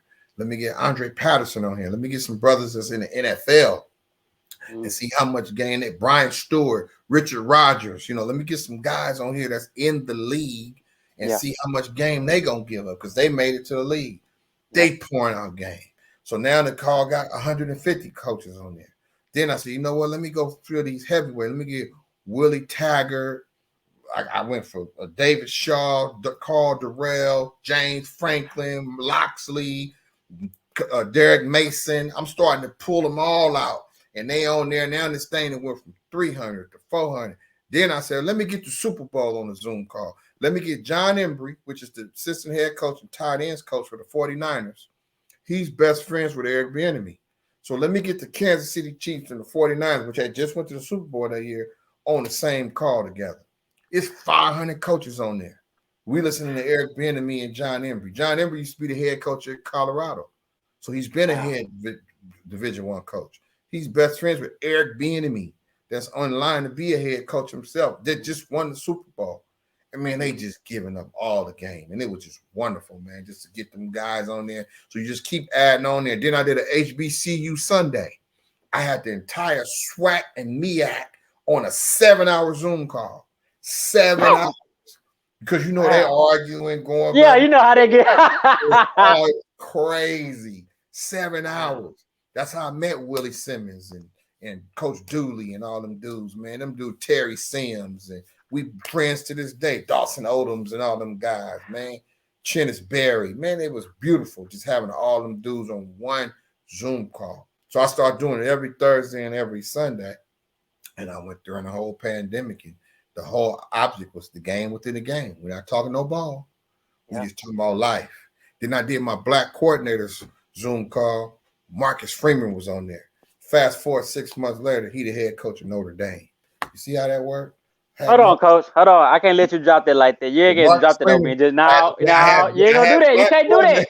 Repeat that. Repeat. Start over and say what you just said. Man, you can't just drop that on me like that. I had my brother. I hit up Marcus Freeman when he got the job at Notre Dame. I said, brother, it was in June, last June. I said, I'm doing a black defensive coordinator's Zoom call. I need you on there. Are you available? Oh, yeah, no problem. So I had him, my coordinator, Derek Odom, San Jose State. Had a couple of HBCU coordinators on there because I wanted to give them all some love. Just wanted to give some brothers a chance to talk. And they just dropped. Coach Belt from Houston, the D coordinator for Houston. He's on that top 45. Sure is. All them dudes on one Zoom call talking. And then you fast forward 6 months later, that man, the head coach from Notre Dame. Man, I took a picture of him coaching, texted to him and said, man, I'm proud of you. And he texted me right back. You know, just to watch all these careers change, man, and just see these dudes do what they do, it just became big for us to be able to motivate ourselves and say, if they can do it, I can do it. And Mike Loxley started the coalition, you know, the National National Coalition for Minority Football Coaches. He starts the coalition during that time. He was just a conversation. Now it's start.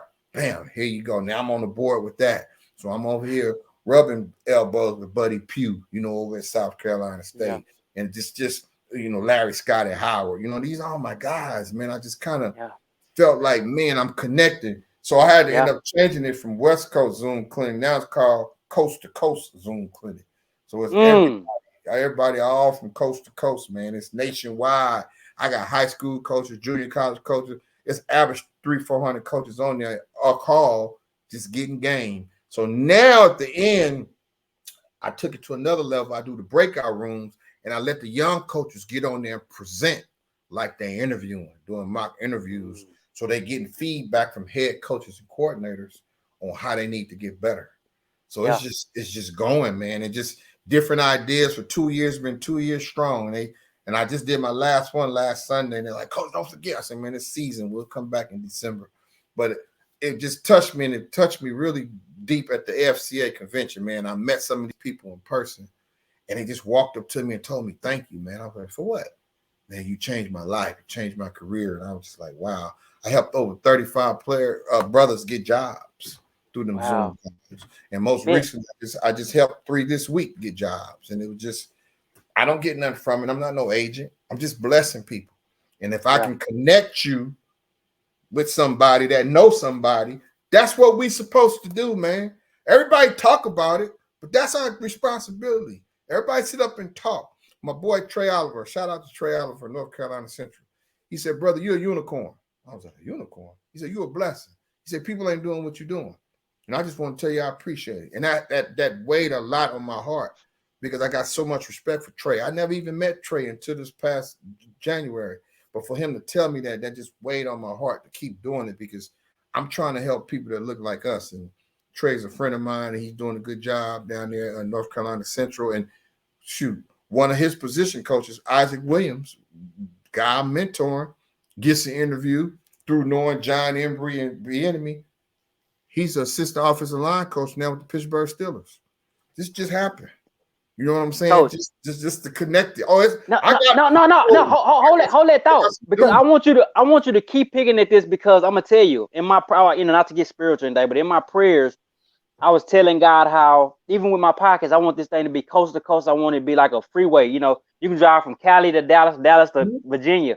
But in that, I'm not gonna even get a coach. You know, the coach that connected all of us via the online social media.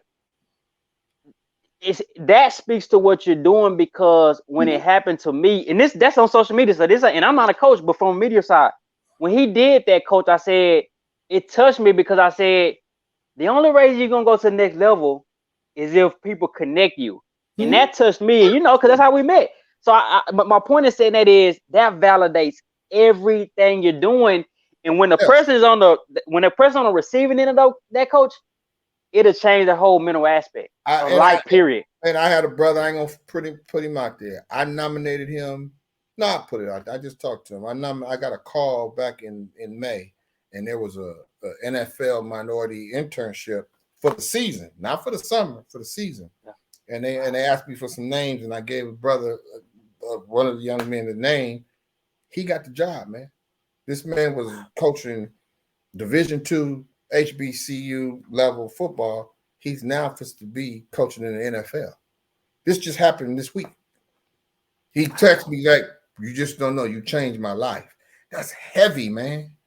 That's heavy on your heart when you're like, "Wow, man, they asked me who did I think was qualified for the job. I gave him some names. You was one of them names. He had to interview and get it, which shout out to him. But he got that job. He's in the NFL. I got 5 guys that since that Zoom call, we're all in college, that are all in the NFL right now, coaching. Right now, coaching in the league. And it's just like Detroit, Cleveland, Pittsburgh, Washington, them dudes, New England, them dudes is in the league, like coaching. They were not in the league during that time. They were coaching. And 2 of them was coaching FCS. We ain't talking, we're talking FCS level coach. Yeah. Actually 6. No, it's more than that. It's like 10 because I forgot about Mike Petrie, Marquise is with the Falcons, and Nick. It's 3 with the Falcons. Them dudes is in the league, man. They in the league doing their thing. They deserve it. KJ Black goes from Florida A&M to the Rams, doing his thing, man. He doing his thing. Them dudes are doing it. Jeff Anderson was the corners coach. He played for me at Contra Costa, GA with me at San Jose State. Then he's at Cal Poly. He's coaching Nichols with the Cleveland Browns, man. Right now. You know, that's just big. That's one of my former players coaching in the NFL. So you just get so much gratification and you feel so good on your inside that what you've done with no agenda just open up so many doors to connect so many people through conversations, man. And let me ask you this, coach, because this I mean, I don't think people understand how it reminds me of the scripture, how good when brothers dwell in unity. I mean, it's just so much you can do when this happens. How do you view this thing, coach? Is it like a web connected? Like how do you view all these connections and like what's your what do you call it? Do you call it anything? No, I'm just like I told you. I don't like to go too spiritual, but you know, I feel like God blessed me with an ability to bring people together, even on a high school level, junior college level, whatever. And if you pure and you genuine with what you're doing, and you don't have no agenda, yeah, that's big time. People will see that and they will gravitate to you, and now you got genuine relationships. I can call Willie Simmons and say, "What's up, Willie?" And his response is gonna be, "What's up, big bro?" He don't call me Coach Carter. He don't call me Zoe. He called me Big Bro. I met Willie Simmons on a Zoom call 2 years ago. It's the head coach of FAMU, which he's special. That dude's special. But I met him through Willie Taggart. I knew Willie Taggart and David Shaw when they were position coaches at Stanford under Jim Harbaugh. Okay? When they were at Stanford as position coaches. So they've been the same people. These people are good people. Derek Mason was a great brother when he was at Stanford. So it don't surprise me when he was at Vanderbilt. Now he's over there at Oklahoma State. Same guy, great people. My coach, Brent Brennan, great man. These are good people. Don't let the whistle and the title confuse you. If you ever had a conversation with David Shaw, you'd be like, man, this dude is so cool. He's one of the coolest dudes you ever talked to. Wow. Good people, man. You got to get to know people for who they are, and they'll know you for who you are. You talk to Kalani Sataki from BYU. Oh man, that dude is wonderful. Kalani, he'll have you, man. That dude is beautiful, and he the head coach of BYU. He's sitting up on the Zoom calls, loving it, just smiling, just kill him and Coach Brennan coach together at Oregon State. He's one of the few. One I think is only 3, if that. Head Polynesian coaches in Division I football. Come on, man. And he'll give it to you. He'll give you, he just talking, you just loving it, and you gravitate to his story, man. And don't even get started on, you get them brothers in the HBCU that coach FCS football. That's FCS football. They want you to know that. Don't put no limitations on what they doing. Them dudes know ball. They sharp. It's no accident that they moving on and getting these jobs. It's no accident that these guys are Reggie Barlow's now the head coach, going to be the head coach in the XFL. It's not an accident. Them dudes know football. So you just got to give the opportunity to connect with all these people, man. And then once you get a chance, you're able to call Brian Johnson and get him to come on and talk and give back. You're able to call Jerry Mack. Now he at Tennessee as a running back coach to come on and give back. They don't mind coming on giving back because they hear about it. James Franklin, when I called him, he said, I already know what you want. The answer is yes. I'm like, oh, okay. Wow. Mike London. Okay, coach. Mike London been on it 3 times as a guest. You know, they love it. They knew there was no Tyrone Willingham. He set the barrier for all of us. And he don't really get talked about, but he really did at 2 different colleges. Tyrone like the Godfather, man. We gotta give Tyrone his love. You know, I had Tyrone on there. I had to give him his day. He had his whole day to the neck. Tyrone Willingham set the bar for us. We're going to give him his roses, what he's supposed to give. Great brother. I had him on there, man. One year, the year that it was 13 black head coaches in college football, 12 of them came on my Zoom call. 12 of them, 13. And it was just like, whoa, blown away. And then you got the only Cuban at that time was Mark Cristobal was the head coach of Oregon. He comes on there, had him on there. Now he had Miami. So you just all these careers, man, and it's great that they want to share with us. They share with us. They give us all the game. We soaking it up. We writing. We inspired to be them because I want to be like them. I want to be next fill in the blank. You know, you want to be inspired to be like them. Let me ask you this, Coach. Man, this heavy to me because I'm telling you, man, in my prayers, I've been thinking about all this. It connects. Everything connects to the journey. So I'm going to tell you, I'm going to be transparent. Even our interview, I said, Father, let this interview go places. Like, you know, and I wasn't going to tell you that, but it right to what you're saying, like, let these things connect, even in ways I might not know yet. So that's very fascinating. I want to ask you a little bit because, I mean, that was a Zoom, so that was kind of private with them, but is there any nugget that you can give that was a theme that they were saying, maybe, Coach? Yes. The biggest thing that all of them saying, whether it be Pep Hamilton, whether it be David Shaw, whether it be James Franklin, whoever, Mike Loxley, the one common thing that they all say, master your craft. Be a master of your craft. Don't just get labeled as a whatever that is. You might come in as one thing, as a recruiter or people's person. You might come in as that, and that's fine. That got your foot in the door. But how long will you be able to just rest on that? You got to become a master of your craft. You got to master your position. And once you master your position, now you got to master the whole side of the ball. Don't just get stuck being labeled and limit yourself and get put in a box. Ask questions. When they talking recruiting and there's some schematic stuff going on, get involved in the dialogue. You know, show that you have input. Show your worth. That's another thing they say. Show that you're valuable, that you're irreplaceable. Make yourself irreplaceable, regardless of who's sitting in the big seat. You better be irreplaceable. That's how I move all the time. I want to make sure that no matter what it is, that they feel like I'm a need. I want to make myself needed by my work, not just by my mouth, just by showing my work. And that's something that a lot of people don't do. They kind of feel like they've done enough. You've never done enough, and you've never learned enough. Always be a student to the game. And those are the main things. That's common. And these are all different Zoom calls from different people saying the same thing. Pep Hamilton, he was an offensive line quality control his first job with the Jets. And he said he learned the O-line stuff. And that guy's a quarterback guy. But he mastered that thing. He learned the blocking schemes and understood it, just making sure he knew what that was. So he could always open the door to get a job. I was told by Ron Gould years ago, learn both sides of the football because you never know where your opportunity is going to come.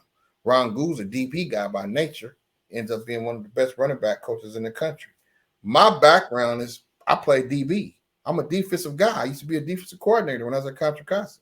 Now I'm coaching running back. So you never know where your opportunity is going to come. So you need to make sure you know both sides of the football because you can be a receiver guy 1 minute and coaching linebackers the next minute. The guy that I told you with the Cleveland Browns, shout out to Jeff Anderson. He was my quarterback in junior college. Wow. He played quarterback at Texas Southern. Wow. But all 4 of his jobs was on defense. He was my offensive coordinator at Contra Costa College. His first GA job was on the D line at Northern Colorado. Then he comes to San Jose State, was the outside linebackers GA. Then he goes to Cal Poly as the corners coach. Now he's coaching nickels in the NFL, the Cleveland Browns. Wow. That man played quarterback, but he's smart. And he got a work ethic second to none. Second to none. Just deep, real detail. And I'm so happy, so proud of him, man, to watch him move all the way up the ranks like that. I think, Coach, and I know, like I said, a lot of times you may move up just by, like I said, mastering your craft. But I think whether it's you, especially you, because you put on the Zoom call, due to COVID or whatnot, whether it's my podcast, any other podcast, it could be a podcast, it could be anything. I think it's so important, and it goes full circle, to mentioning those names. You know how when we started this episode, an hour ago, I said, is it important to mention these names in different rooms? Because I think it's so important because, we can blame it on the media. They don't get talked about, which is true. But it's like, you dropping all these names on me, Coach.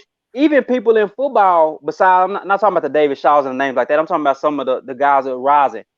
They might not even know these guys. Well, the biggest thing, and I think that was for the FCS coaches, I wanted to make sure that was something that I connected, not only just on the HBCU level, but just across the country. A lot of Division I and Division II guys that I connected, making sure that they were able to have dialogue across the country, going back to that coast-to-coast mentality, knowing that you need to know who the coach at Laverne University is. Well, Laverne, where that's at, or Middle Tennessee, or Texas State, even though that's a group of 5, you go, well, you beat Texas? No, Texas State, or UTSA, or a FAMU or a Tennessee State. Those are, you need to know who these people are and who are the people pushing these buttons and who are the people that are involved with the process. Hold on. You need to go, Coach? About an hour and 36 minutes in, talking to Coach Alonzo Carter out of San Jose State. All right. So yeah, you need to go, Coach. Like some of my people told me straight up, Coach Carter, I never heard of San Jose State till I talked to you on the Zoom call. A lot of the brothers from the South had never heard of San Jose State. That's surprising. And then another thing they connected when they seen the little the video with me dancing at practice. They end up being on Ellen. That was their only connection to me. I ain't seen that yet. Oh yeah, see, man, you gonna dig a little bit back when we come. No, I got an eye philosophy. My philosophy is I love to hear it, and then because to me, if I know about it, it don't shock me as much. I wanna learn about it. When I first got there my first year, ironically, they was filming me in practice. I didn't know they was filming me, and they played "You Can't Touch This" in practice. And I started dancing to the routine because Brennan called me out because he knew I used to dance. The players had no idea I used to dance with MC Hammer. I remember I told you I got tired of being a dude that used to dance with MC Hammer, so I wasn't giving up none of that. Now, I do got my 10-time platinum album on my wall in my office, but I didn't want that to be a conversation. Man, they put that thing on social media. It went viral, man. It was everywhere. ESPN.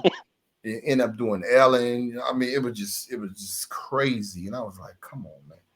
And I used to tell coach, I don't want to be the dude that's known for dance with MC Hammer. You know, no, we're just gonna have fun with it and connect, let people see who you are. Now, what I did do when I was doing interviews for this, I was like, do you want to know the man behind that? You know, I'm not doing no dance. I'm not doing none of that. You want to see the dance, push play, go on YouTube. But let's talk about my journey from dancing from MC Hammer to being the coach of San Jose State. And it opened up a lot of information and it was able me to share. So some of those brothers from the South was like, oh, that's the only time they had known and seen me was in that space. So to be able to talk to me and have conversation with me was like, oh, okay, this dude, all right. You know, so you just want people to know who you are and what your value are as a man. And I think I did a good job so far. And I'm not done. I'm going to continue to do things like this, you know, and be able to spread my word of who Alonzo Carter is and be able to help. Hopefully this podcast motivated and help somebody else be like, man, if he can do it, I know I can do it. Yeah. 1 minute, 1 hour, 39 minutes. Gonna give it a wrap up. Coach, two things. What do you want to go? You know, what's your goals? And then talk about what's behind you, man. I see some books. I see some, I don't know if there's some flags. Talk a little bit about it. You got a little bit of stuff. Yeah, see this one here. I'm talking about my hammer day. This right here, that's me right there on the floor, laying in the middle. Wow. That group. That's my group when we filmed our video at Southern University. Wow. If you go up and look up Hofrat Swing, you'll see we filmed the video back in '92 at Southern University. First one to film video at HBCU. You know, back then we used to dance hammer. I got all kind of little goodies in the back. My wife and up there, just my other platinum is up there. Can't see that one. Down, okay. It's just where I want to go in my career. Obviously, one day I want to be a head coach. You know, it's no secret. You know, I work for a great man, but my feet are planted where I'm at. I know my job task at hand right now is to have the best season we can at San Jose State and win the Mountain West. That's first and foremost. That's the only thing I'm thinking about. I don't even think about, but people ask me this all the time. You know, I don't even think that far ahead because when it's time for that to happen, you know, that will happen. But the first thing first is making sure that my group, my running back group, is ready to perform and give their best effort to helping San Jose State University win the Mountain West. And as on a personal side, I want to be the best father and husband I can be, you know. And then once the season is over and everything is lined up, you still got to do recruiting for the next year. That stuff will take care of itself. You know, if I'm 53 years old, I'll be 54 in November. So yes, I have personal goals, but I don't ever let that sidetrack me from the task at hand. I'm blessed. I've watched this whole program grow and I've grown with it and I'm getting better. There's a whole lot I need to learn, a whole lot I need to know. And then just looking back from where I started to where I am now, man, it's just a truly a blessing. I'm working on a documentary. I've done a memoir that I'm finishing up, you know, book. So a lot of stuff that's therapeutic for me that I need to share and get out there and let people see where this career path has taken me, where I've been blessed to go with this, and where I'm going to continue to go. You always look at football and sports. So I think I'm at the end of the third. I ain't in the fourth quarter yet, but I'm at the end of the third, and we winning right now. We up. We ain't winning by a lot, but I'm up and I'm winning. I'm at the end of the third, get ready to go in the fourth. And then when you go into the fourth quarter, you know, it's the money quarter. Then you got to finish it out, and then you know how the rest is that. But in my career, I feel I'm at the middle to the end of the third quarter, trying to get it done, making sure that I'm continuing to win the game.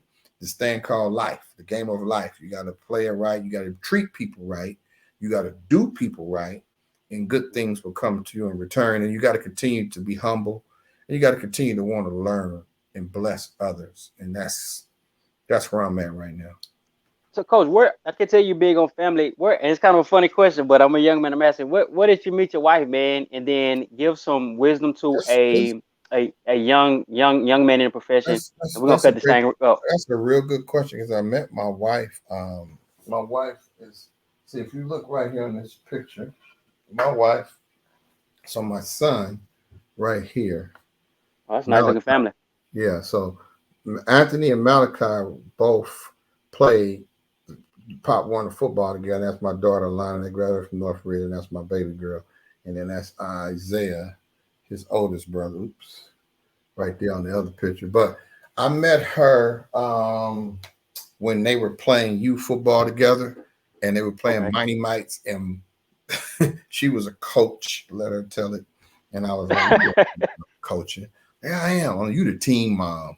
So I used to go out there, and with her and Malachi Anthony both played together, and we met. This picture of her when he was little, right there. So wow.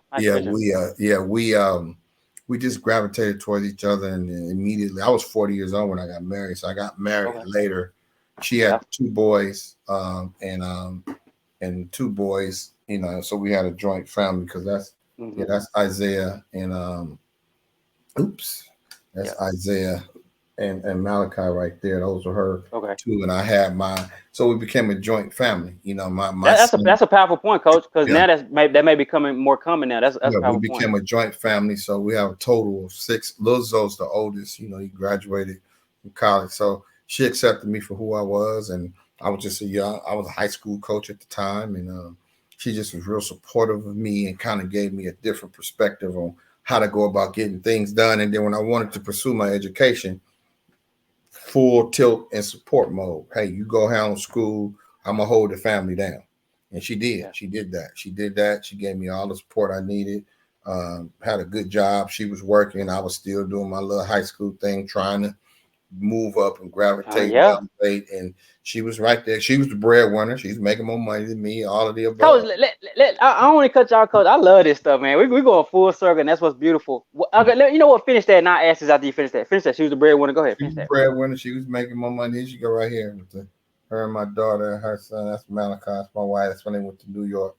So she just held us down, man, and she made sure that everything we needed was provided for us, as far as the children and myself. I was sacrificing, and she knew my hustle at that time.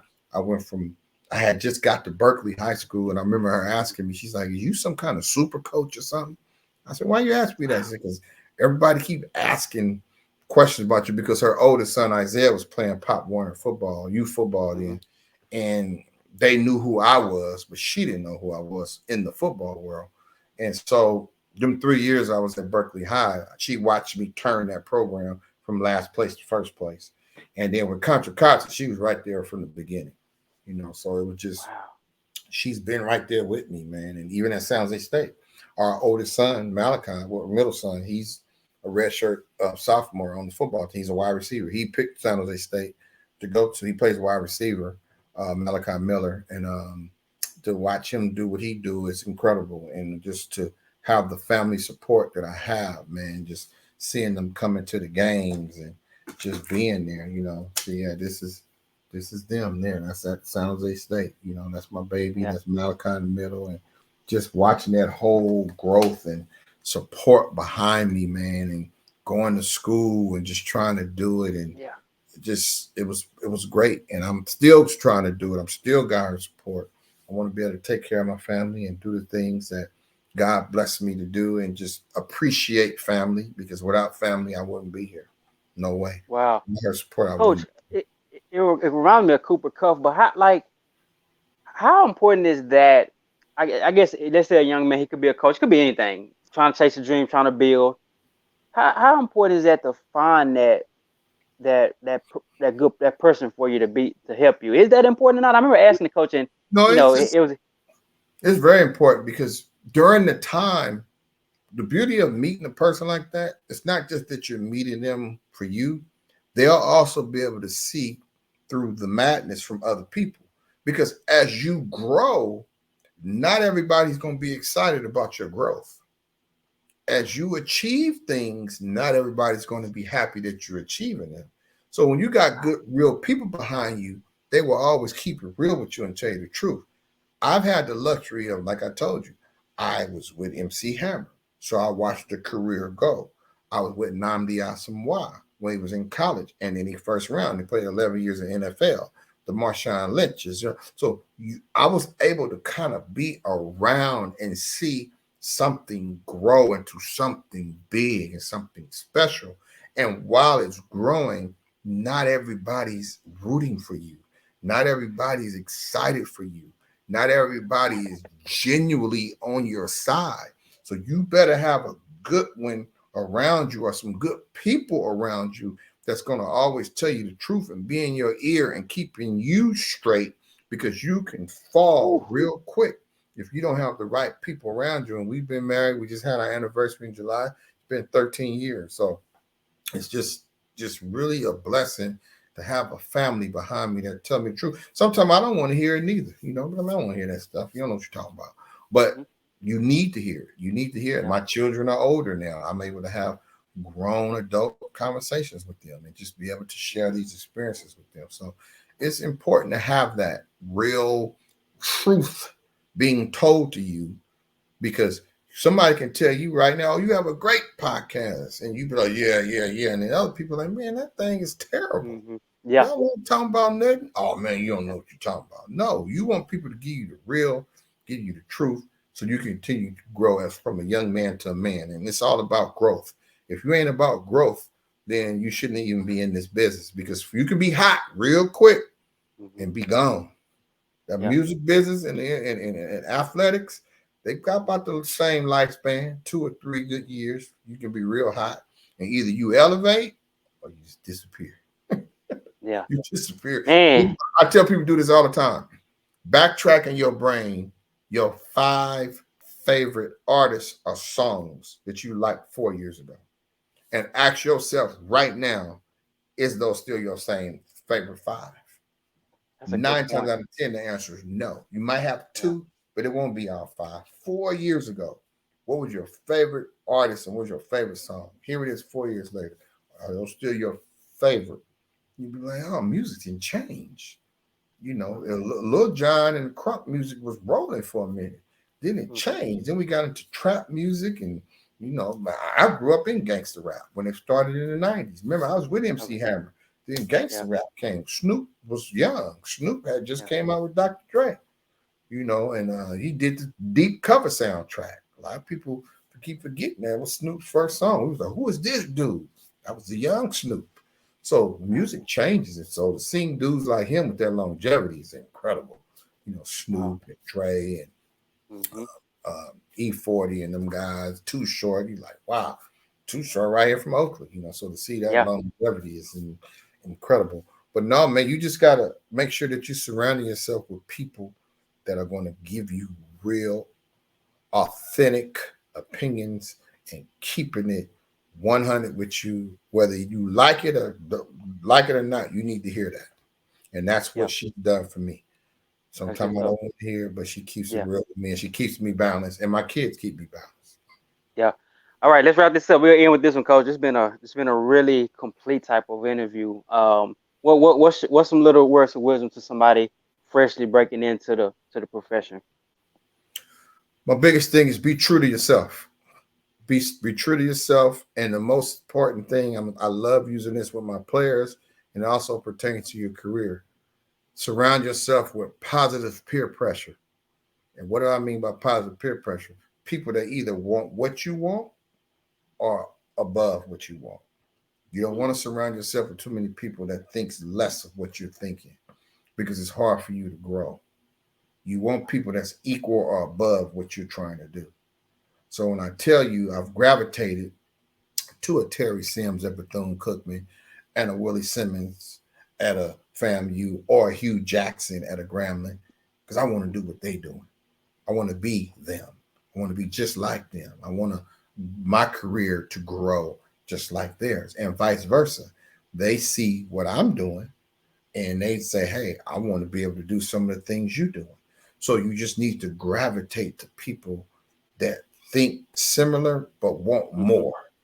Because if they Yeah. don't want more, then you're not going to want more.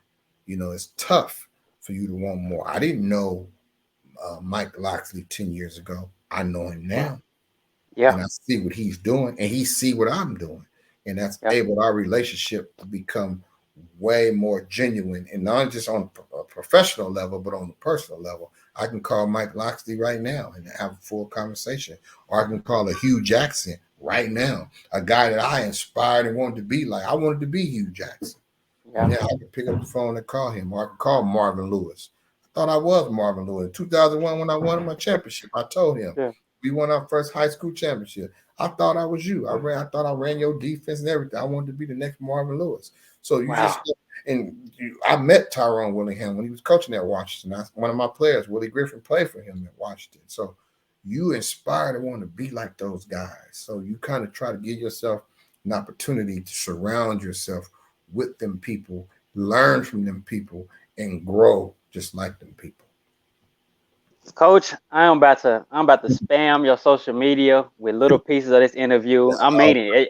I'm about to really just post because I think it's a lot of good nuggets. And this episode will probably be out in a few weeks. I got a lot backed up. You can piece it. I know you. I love it. But I'm gonna do it. I'm saying I'm finna spam you like crazy because there's so much good information. An hour 53, we're 54 minutes in. That's a wrap of the Hood Scout podcast with Alonzo Carter from San Jose State. Coach, man, this is good. Appreciate your time, and let's stay in contact over the years. All right, brother. Thanks for having me on, and shout out to Brennan Marion, my brother at University of Texas, for connecting us and making this happen. I'm glad I was able to do this, and he's another one that, hey, I watched his career.